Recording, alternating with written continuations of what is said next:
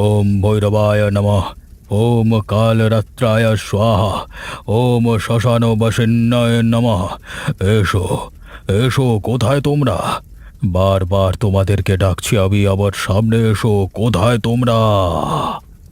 আরে, এই সাধু কি করতে চায় সেটা আমি দেখতে চাই। শ্মশানের এই ঘরটার উপর কিভাবে থাকে রাতের বেলায়? আমাকে আজকে দেখতেই হবে ও কিসের সাধনা করে। এসো, আমি তোমাদের আহ্বান করছি, কোথায় তোমরা? সাধক, তুই আমাদের ডেকেছিস কেন? কে চাই তোর? প্রভু, প্রভু, আমি আপনাদের আহ্বান করেছি শক্তি লাভের জন্য। প্রভু, দয়া করে আমাকে অনেক ক্ষমতা দান করে দিন। শক্তি? আবার কোথায় আমাদের? আমাদের জন্য রক্ত এনেছিস, মাংস এনেছিস? সত্যি তো খুব বড় ভুল হয়ে গেছে। মানে আজকে ব্যবস্থা করতে পারিনি, কিন্তু কালকে ঠিক তাহলে আজকে আমাদের ডাকলি কেন? আমরা এখানে দাঁড়িয়ে শুধু কি করবো? প্রভু, প্রভু দয়া করুন, আমি প্রভু। বিশ্বাসঘাতক, আমাদের খালি হাতে ফিরিয়ে দিবি?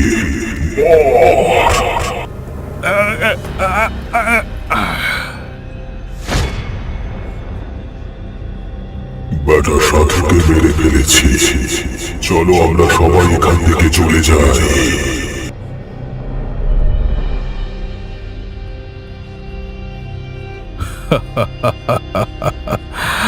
আমাকে মৃত্যু মুখে ঠেলে দেওয়া এত সোজা নয়। কেউ আমাকে মারতে পারবে না। একমাত্র আগুন আমাকে শেষ করতে পারবে, আর কেউ না। বাপ রে বাপ, এ আমি কি দেখলাম? ওই সাধক মারা গিয়েও আবার ফিরে এলেন। না না, আমাকে এখান থেকে পালাতে হবে। যদি দেখতে পায় তাহলে মেরে ফেলবে। পালাই।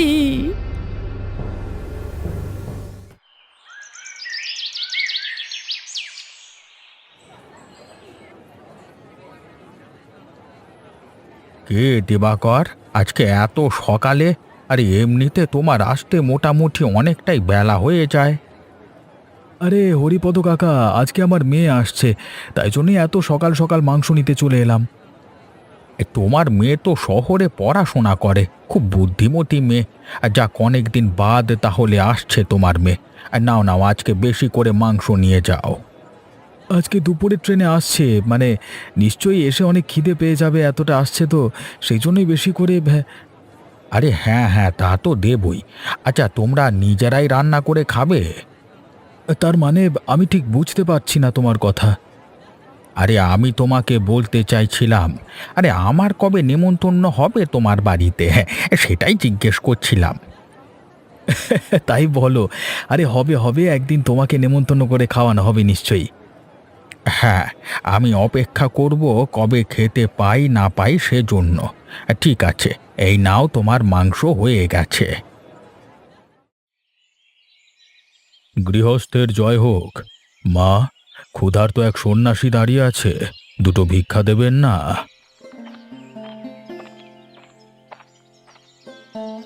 আপনি কে বাবা? আপনাকে তো ঠিক চিনতে পারলাম না। কোথা থেকে এসেছেন আপনি? আমি শ্মশানে মশানে ঘুরে বেড়াই, দুটো খাবারের জন্য এদিক ওদিক গৃহস্থে মানে খাবার চেয়ে বেড়াই। আচ্ছা, আপনি একটু দাঁড়ান, আমি আপনাকে কটা চাল দিচ্ছি। এ কি, এই সাধু এখানে কি করছে? এটা তো কালকে আমি মানে মরে গেছিল তো, আমি নিচে দেখেছি।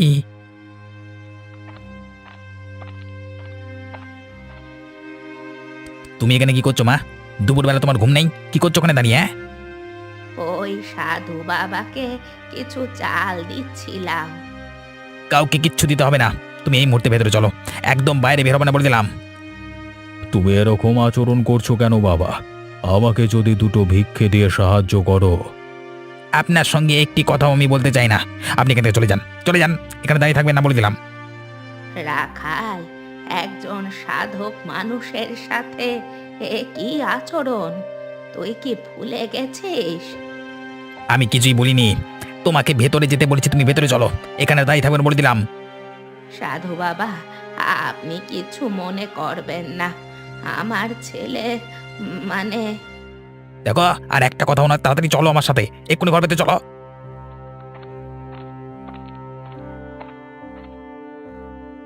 সময় আসতে দে, তোকে আমি সময় হলেই ঠিক দেখে নেব, কেটে কুচি কুচি করে শ্মশানের ভূতেদেরকে খাওয়াবো।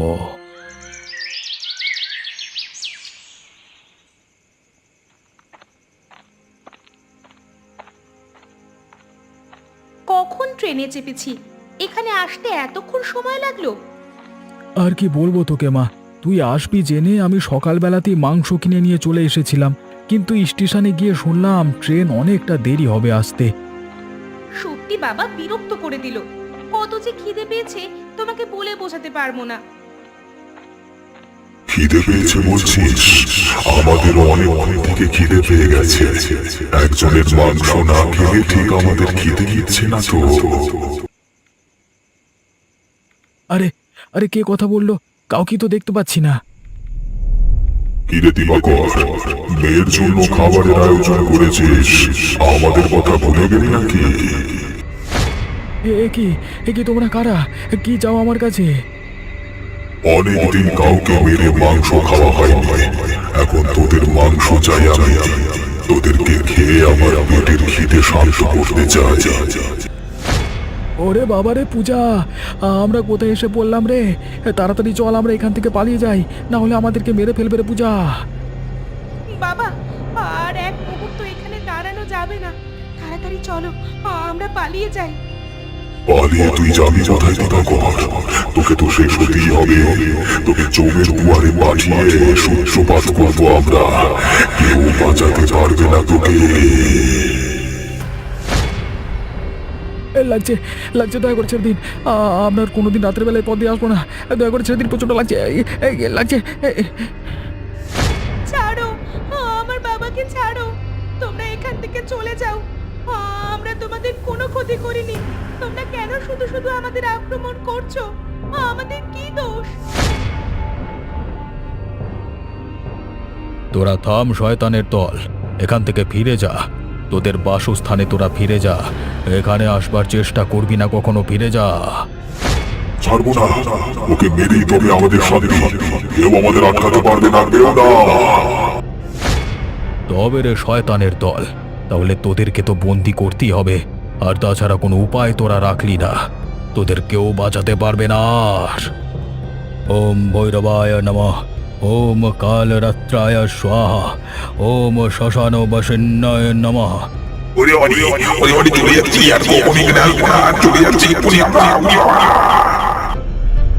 আমি বেঁচে গেছি, আপনাকে অসংখ্য ধন্যবাদ সাধু বাবা, আপনি আজকে না থাকলে আমি হয়তো মরিই যেতাম। তোর আর সময় নষ্ট করিস না, এখান থেকে চলে যা, কখনো এরকম রাতের বেলায় বের হবি না, তাহলে কিন্তু আবার বিপদে পড়বি। চল চল পূজামা, তাড়াতাড়ি বাড়ি চল, আর এক বিন্দু এখানে নয়।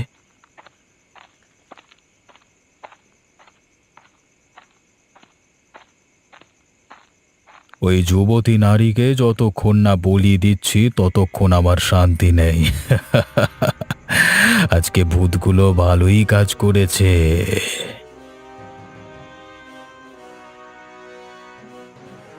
আজকে দুপুরবেলা তুই কাজটা ঠিক করলি বাবা। ওই সাধু কত কষ্ট পেয়ে এখানে এসেছিল বলতো, তুই এভাবে ওকে তাড়িয়ে দিতে পারলি? উনি যদি আমাদের অভিশাপ দেন। তুমি কি ভাবছো বলো তোমা? যা ইচ্ছে তাই ভেবেছো নাকি? তোমাকে কতবার বলেছি আমার সামনে চোখের জল দেখাবে না, কতবার তোমাকে বলবো আমি যা করেছি বেশ করেছি। আমার মন বলছে আমাদের কোনো অঘটন ঘটতে চলেছে।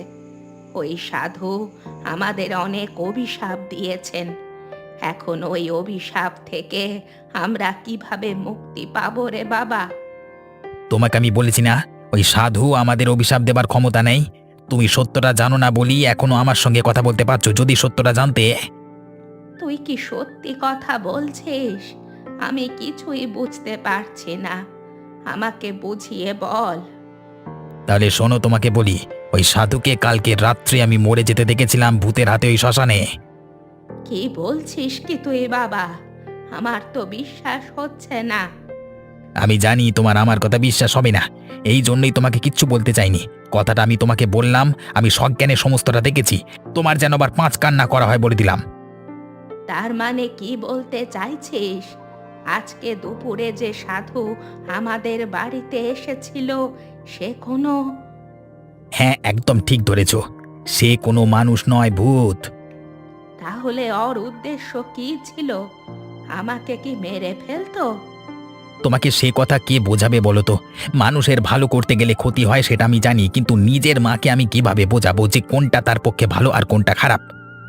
কিন্তু আমার একটা কথা কিছুতেই বিশ্বাস হচ্ছে না। লোকটা মরে এইভাবে মানুষ রূপে কিভাবে ফিরে আসতে পারে? আরে শোনো, তাহলে আসল কথাটা বলি। ভূতগুলো যখন মেরে দিয়ে চলে গেল তাকে, তার কিছুক্ষণ পরেই দেখলাম আবার সজ্ঞানে ফিরে এলো। প্রচন্ড হাসতে লাগলো তারপর হি হি হি হি করে। হ্যাঁ, কিন্তু তুই রাতের বেলা শ্মশানে কি জন্য গিয়েছিলিস? আরে সাধুর কাছে হাত দেখাবো বলে গেছিলাম, যদি কিছু ভাগ্যে পরিবর্তন আসে। কিন্তু যা দেখলাম তাতে আমার ভাগ্য কেন যেন মনোভাব পরিবর্তন হয়ে গেল। গলা পিলে চমকে গেছে আমার। সালা দিনে দুপুরে ভূত ভালো লাগে কোথায়? আর কোথায় বসবাস করছি মাইরি? ও বাবা! না রে বাবা, তুই আমার ছেলে। তোর কথা আজ থেকে আমি শুনবো, আর কোনো দিন অমান্য করব না। অমান্য করলে পটল তুলবে, আমার কি করা?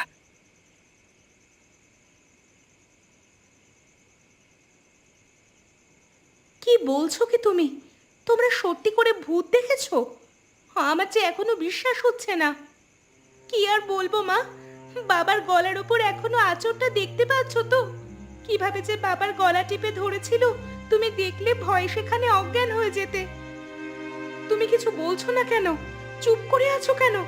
তোমার শরীর ঠিক আছে তো? কি আর বলবো গিন্নি, আমি জীবনে কোনোদিন ভাবতে পারিনি আমার সঙ্গে এই ঘটনা ঘটবে। সত্যি আমরা আজকে ভূতের খপ্পরে পড়েছিলাম নাকি দুঃস্বপ্ন দেখলাম?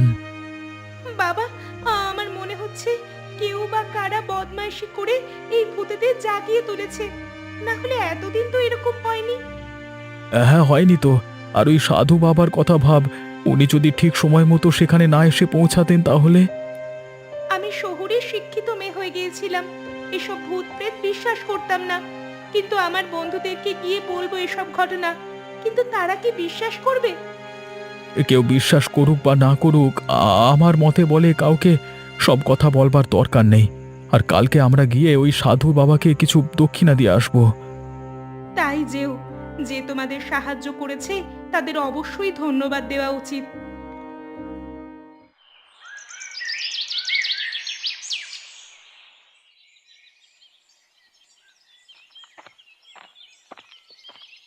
বলি, ও রাখাল, ওরে একবার এইদিকে তাকিয়ে দেখ বাপ। আয় আয়, চা খাবি না?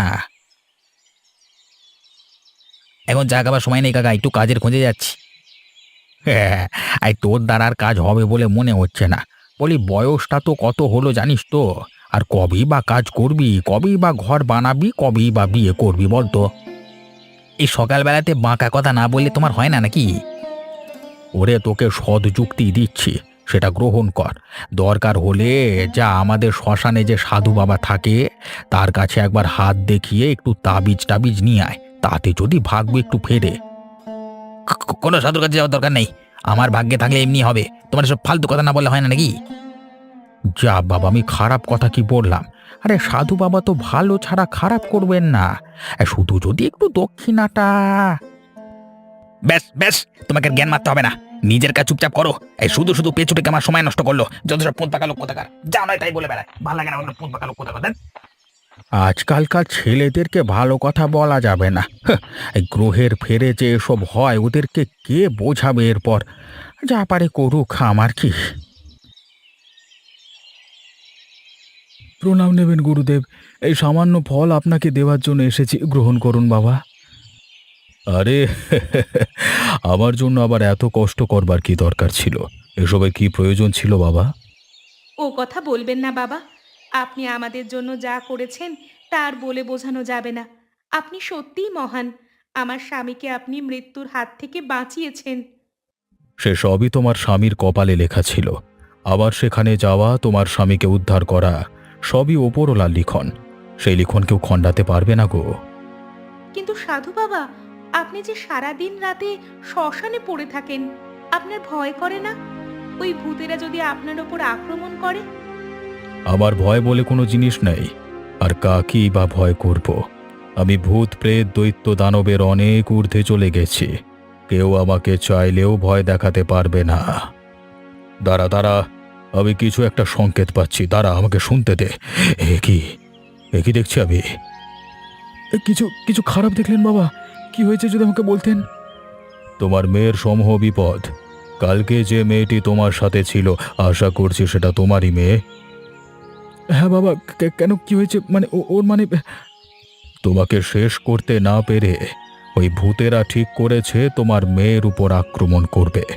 তোমার মেয়েকে মন্ত্র বন্ধনে আবদ্ধ করতে হবে এক বিশেষ তন্ত্র শক্তির মাধ্যমে, না হলে তাদের হাত থেকে কিছুতে উদ্ধার পাবে না। বাবা, বাবা দয়া করুন, আপনি কিছু একটা করুন বাবা। আমার প্রাণ গেলে তাও ঠিক আছে, কিন্তু আমার মেয়ের উপর আক্রমণ আমি কিছুতেই মেনে নিতে পারবো না। ভয় পাস না, আমি থাকতে তোর মেয়ের কিছুই হবে না। আমি তোর মেয়েকে ঠিক উদ্ধার করব, কিন্তু তার জন্য তোদেরকে একটা কাজ করতে হবে। আপনি যে কাজ করবেন তাই করব বাবা। আপনি বলুন আমাকে কি করতে হবে। তোর মেয়েকে আজকে রাতের বেলায় আমার কাছে আনতে হবে, তবে সাবধান, তোর বউ যেন না আসে। তোর বউকে ওই ভূতেরা যদি দেখতে পায় তাহলে কিন্তু আবার তোর স্ত্রীর উপর আক্রমণ করবে। চিন্তা করবেন না বাবা, আমি আমার স্ত্রীকে আনবো না। আপনি যখন বলবেন তখনই আমার মেয়েকে নিয়ে আপনার কাছে আসবো। এই তো, এবার বিষয়টা জমেছে। আজকে রাতেই আমি মহাশক্তিবার হয়ে যাব ওই যুবতীকে বলি দিয়ে। কিছু বলুন বাবা। ওরে পাগল, তোদের বলবার কিছুই নেই।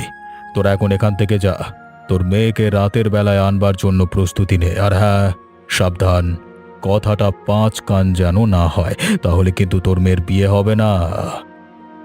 আপনি চিন্তা করবেন না বাবা, কেউ কথাটা জানতে পারবে না, কেউ না।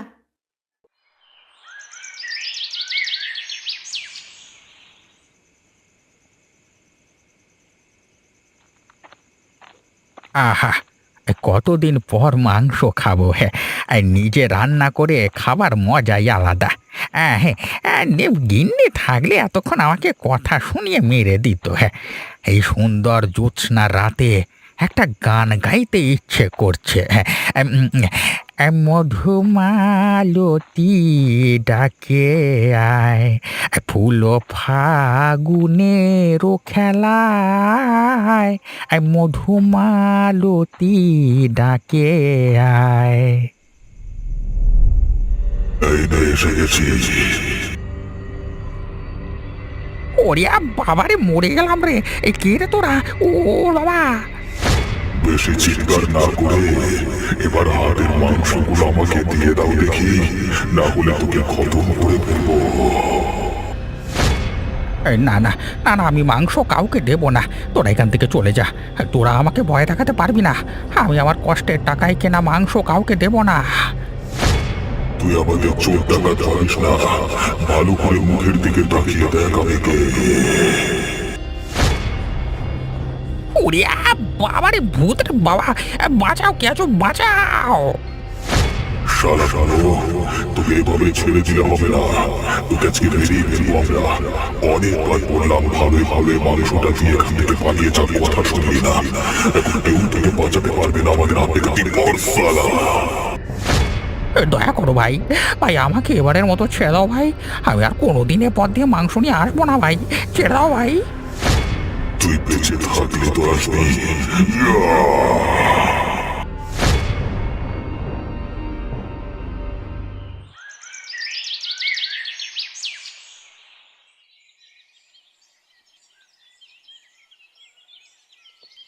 বাবা রাখাল, এদিকে যে খুব বড় একটা অঘটন ঘটে গেল রে। এখন কি হবে বলতো বাবা? কেন, কার আবার কি হলো? আরে আমি তো কিছুই বুঝতে পারছি না। কারো কোনো ক্ষতি হয়েছে নাকি? আমাদের ওই হরিপদর বুড়ো, তাকে কে যেন রাতের বেলায় মেরে ফেলে দিয়ে চলে গেছে। মাথাটা একেবারে মুচড়ে পেছন দিকে করে দিয়েছে। বলো কি গো? আমি নিশ্চিত এই কাজ ওই ভূতেদের, ওরা ছাড়া এমন বিভৎস জিনিস কেউ করতে পারে না। কিন্তু বাবা, এখন যে তোর কথা আমার খুব বিশ্বাস হচ্ছে। আমাদের জীবন নিয়ে সংশয় হচ্ছে। রাতের বেলা আর কোথাও বেরোবি না আমাকে না বলে তুই।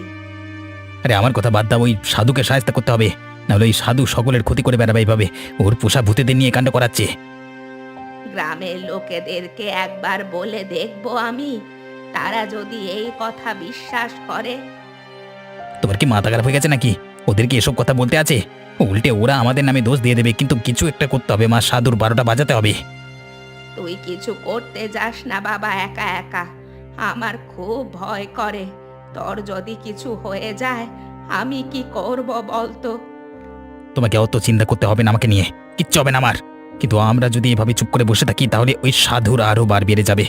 তখন তখন সাধুকে আর কেউ নিজের আয়ত্তে আনতে পারবে না। তুমি বুঝতে পারছো না ব্যাপারটা?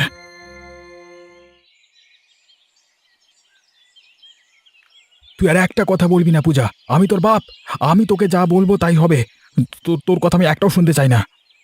বাবা, আমার কেমন যেন সন্দেহ হচ্ছে।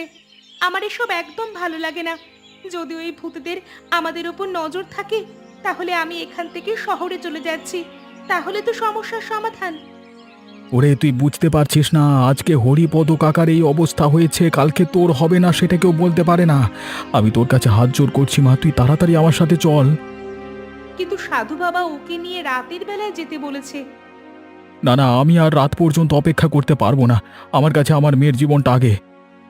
তুমি যতই জোর করো আমি যাব না। তোর এই জেদের জন্য তোকে নিয়ে যেতে পারিনি কালকে। আমাকে বাধ্য করিস না মা, আমি তোর কাছে হাত জোর করছি। তোর বাবা যখন এত করে বলছে তার কথা শোন না মা। দয়া করে আজকে যা সাধু বাবার কাছে। না, তোমাদের কথা না শুনে আমার দেখছি শান্তি নেই। আমাকে যেতেই হবে তাহলে।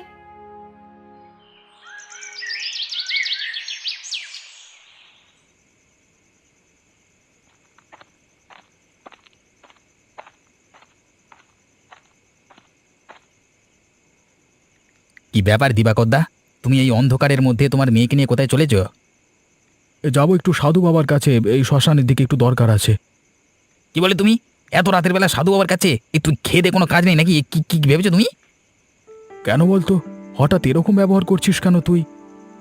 দেখো, সেসব কথা তোমাদেরকে বলতে পারবো না, কিন্তু তোমাদের ভালো চাই বলি বলছি, শ্মশানে সাধুর কাছে তোমরা এখন যেও না। সাধুরা খুব একটা ভালো নয়। ওই সাধু বাবার নামে একদম আবোল তাবোল কথা বলবি না বলে দিলাম। উনি আমাদের কত সাহায্য করেন তুই জানিস। দেখো দিবাকরদা, তোমার সঙ্গে শুধু শুধু ঝগড়া বাঁধিয়ে আমার কোনো লাভ নেই। তোমাকে যে আমি কথাটা বললাম সেটা শোনো। তোর কোনো কথা আমি শুনতে চাই না, তুই আমাদের সামনে থেকে সর। তোমরা জানো না ওটা একটা সাধু নয়, ওটা একটা ভূত। ও কবে মরে গেছে। হরিপদ কাকার মৃত্যুর পেছনে শুধুমাত্র ওর হাত আছে। আর একটা কথাও যেন তোর মুখ থেকে আমি না শুনতে পাই। এবার কিন্তু চড় মেরে দেবো বলে দিলাম। বেশ, তোমার যখন মরবার ইচ্ছে তুমি যাও, তবে পূজাকে এখানে রেখে যাও। শুধু শুধু ও কেন শাস্তি পাবে? আরে আচ্ছা, পাগলামি করছে তো মালটা। আরে মালটাল খেয়েছিস নাকি? এই সর সর, সামনে থেকে সরে দাঁড়া, সর। না না, ওদেরকে এভাবে একা ছাড়া যাবে না, ওরা নিশ্চয়ই বিপদে পড়বে। বাবা, আমার মেয়েকে আমি এনেছি আপনার কথা মতো। এবার আপনি কিছু একটা ব্যবস্থা করুন বাবা। একটু ধৈর্য ধর, তারপরেই সমস্ত কিছু ঠিক হয়ে যাবে। তারা এলো বলে। কারা আসবে বাবা? আপনি কাদের কথা বলছেন? একটু পরেই দেখতে পাবি।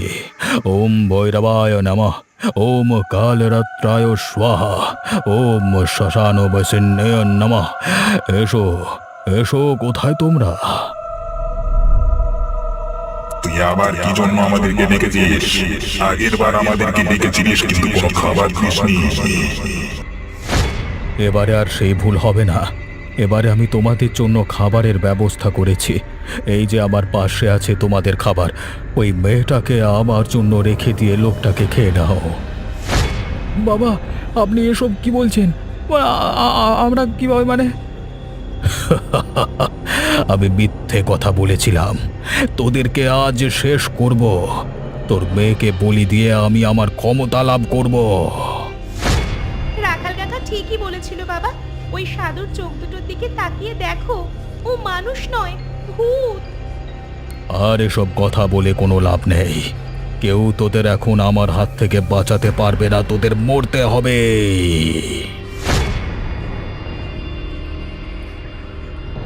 তবে রে বেটা ভূতের দল, অনেক দিন থেকেই তোদের এই বদমাইশি সহ্য করছি। আজকে তোদের সব কটাকে পুড়িয়ে মারবো। শ্মশানের উপরের ঘর হচ্ছে ওই আশ্রয়, তাই না? সেখান থেকে কেউ তোদের বাঁচাতে পারবে না। দেখ তবে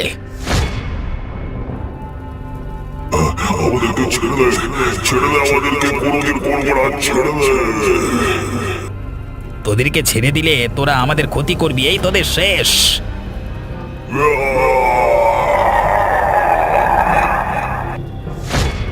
ভাই রাখাল, আমি তোকে কত কথা শুনিয়েছি রে ভাই, তোকে কত অপমান করেছি, কিন্তু তুই আমাদেরকে বাঁচালি ভাই। আমি অনেক দিন আগে থেকেই জানতাম ওই সাধু আর বেঁচে নেই। একদিন আমাদের বাড়িতে দুপুরবেলাতে ভিক্ষে নিতে গিয়েছিল ছদ্মবেশে। তোমাকে অসংখ্য ধন্যবাদ কাকা। আমার মন বলছিল নিশ্চয়ই কোনো গোলযোগ আছে। আজকে তুমি ঠিক সময় মতো না এলে সত্যিই আমাদের আর কেউ বাঁচাতে পারতো না। চলো চলো, এখানে থেকে তোমরা সবাই চলো, আর এখানে দাঁড়িয়ে থাকা ঠিক হবে না। অনেক রাত হলো, শ্মশান চত্বর আমাদের জন্য একদম ঠিক না। এই চলো চলো, বাড়ি চলো।